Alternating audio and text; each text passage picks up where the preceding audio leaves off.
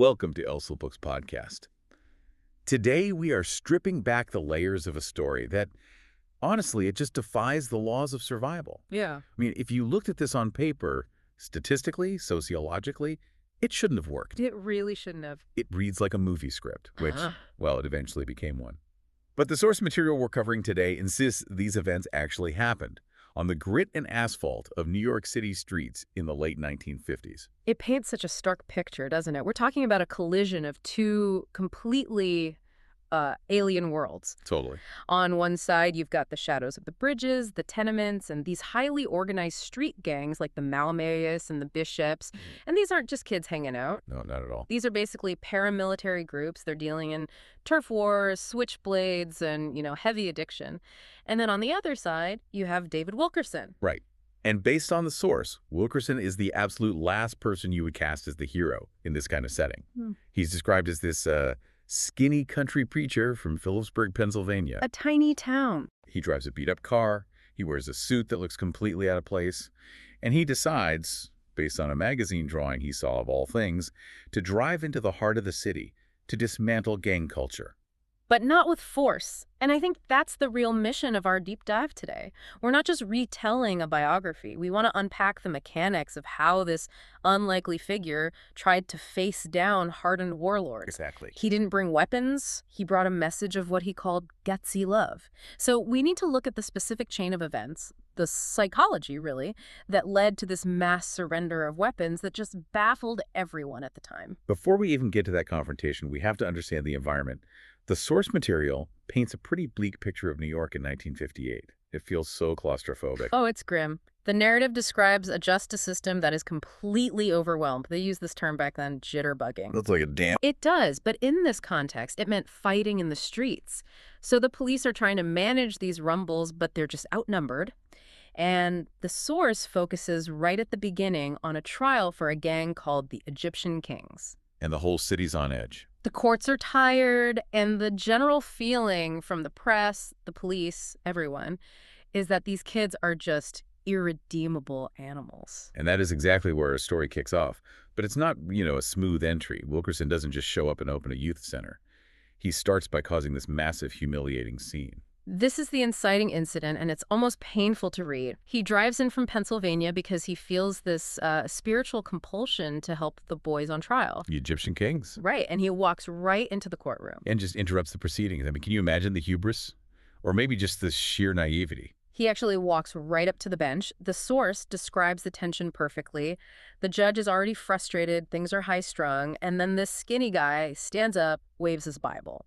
And he tries to present his ordination papers. I love that detail. He thinks his papers from small-town Pennsylvania are like a backstage pass to a felony murder trial in New York City. It just shows how unprepared he was.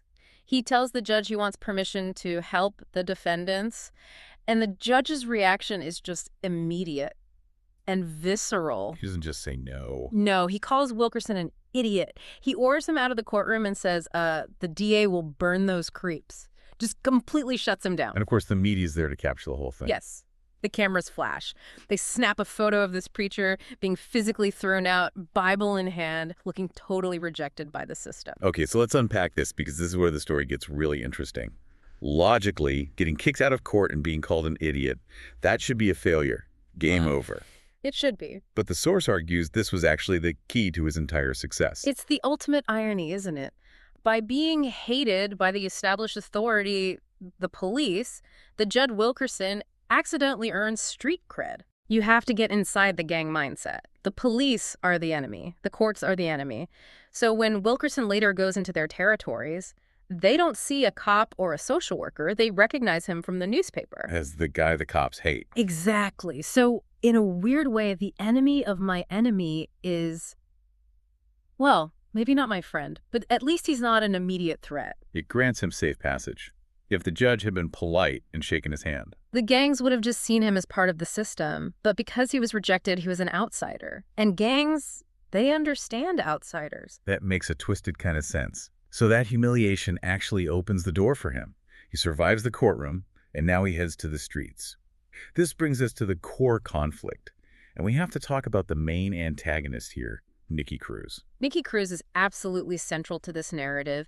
He's the warlord, sometimes they call him the president of the Maoists. The source portrays him as incredibly hardened. Not just a tough kid. No. He's described as having eyes that are cold and killing. He rules through fear and violence. This is not someone you just walk up to and say hello to. And yet, that's pretty much what Wilkerson does. He just Right. walks right into their turf. It's almost suicidal. It is. There's that scene where he enters their clubhouse area, their sovereign territory, the whole gang surrounds him, and it's a very volatile situation. They're mocking him. Blowing smoke in his face, checking out his shoes, which they note are nice for a preacher. They're sizing him up as a victim. Yeah, there's that moment where one of them jokes about his peace pipe when he refuses a cigarette. It really feels like they're just toying with him. But then Nikki Cruz gets serious. He threatens him directly. This is the pivotal confrontation. Nikki doesn't just yell, he pulls a knife and threatens to kill him. And this is where we get that famous line that really defines the whole story. He says he'll cut him into 1,000 pieces. Which is just terrifying. I mean, you're standing in front of a gang warlord with a switchblade. Most people would either run or fight back. But Wilkerson breaks the script. He doesn't run, and he doesn't fight. He just looks at Nikki and says, "You could do that. You could cut me into 1,000 pieces and lay them in the street, and every piece will still love you." Every piece will still love you. It's such a bizarre thing to say to someone who's holding a knife to you. It's totally irrational. And that's exactly why it worked. It is. If you analyze this psychologically, Nikki is used to a binary reaction, fight or flight. That's the street code.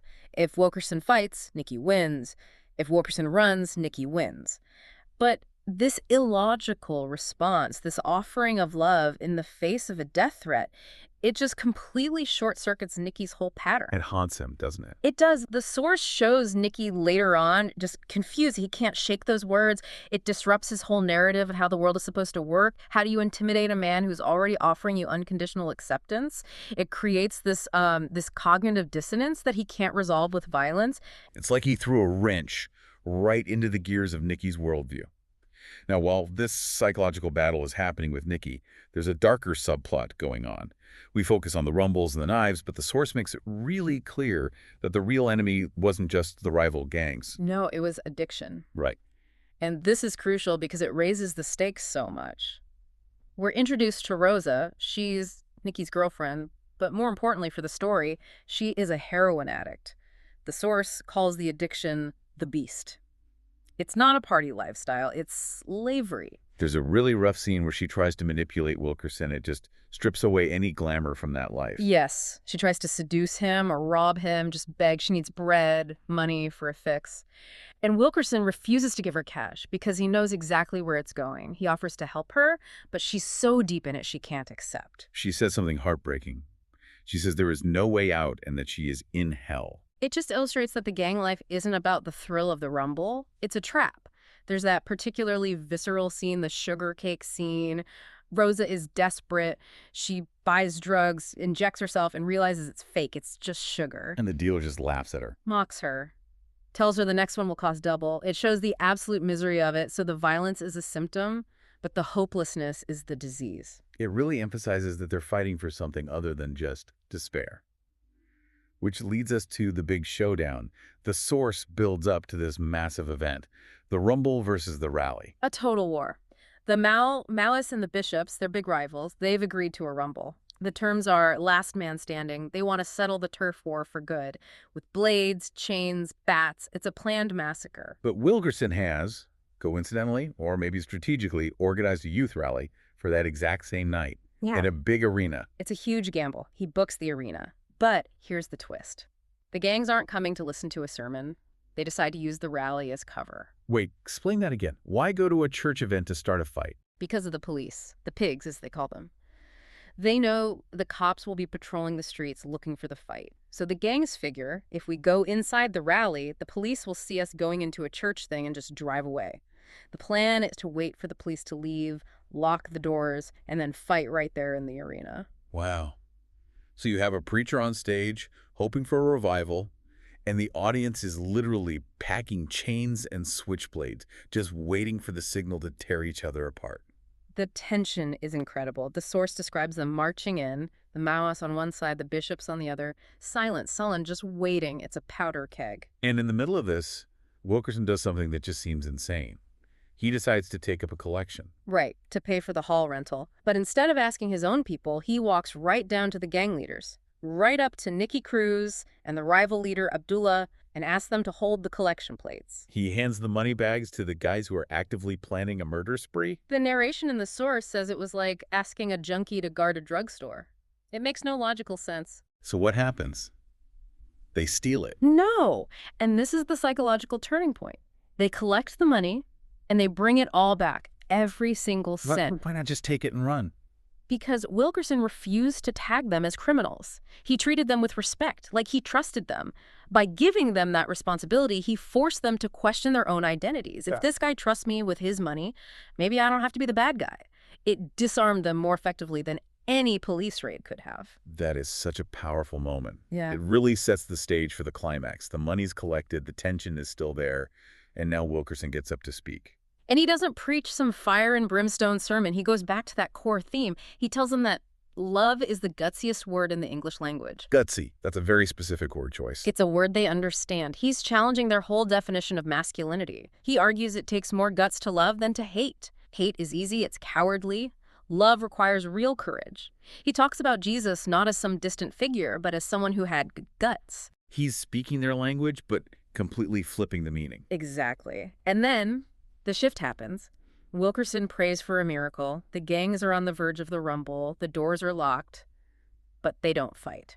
What happens instead? It's described as the presence filling the room. It's hard to quantify, but the mood just breaks. Nikki Cruz, the warlord who wanted to cut Wilkerson into 1,000 pieces, he stands up. But he doesn't charge the other gang. He walks to the front. He walks to the front, and he's not alone. Members of the Mount Lemais and then the bishops, they start coming forward, and this is the visual climax of the whole story. They start emptying their pockets. The switchblades. Switchblades, chains, bats, zip guns, they pile them on the stage. It's this physical act of surrender. And the source describes Nikki declaring that he isn't afraid anymore. He says he's free. It's incredible. These are kids who, hours before, were ready to kill each other for a piece of pavement. Yeah. Now they're disarmed, standing together. It feels like something that shouldn't happen outside of a book. And it validates Wilkerson's whole illogical strategy. Force met with force just creates more force, but force met with gutsy love. It created a vacuum where the violence just couldn't sustain itself. So what happens after that? I mean, the rumble didn't happen, which is amazing, but what about the next day? That's the critical question. The immediate aftermath, according to the source, was the creation of Teen Challenge. Wilkerson realized one emotional night wasn't enough. You can't just take away the gang, you have to replace it with something. So he started a center for lonely, mixed-up kids in Harlem and Brooklyn. And for the specific people we followed, for Nikki and Rosa. The source notes that Nikki, Israel, even Rosa, they all found a new beginning. It emphasizes this wasn't just a pause in the violence, but a total trajectory shift for their lives.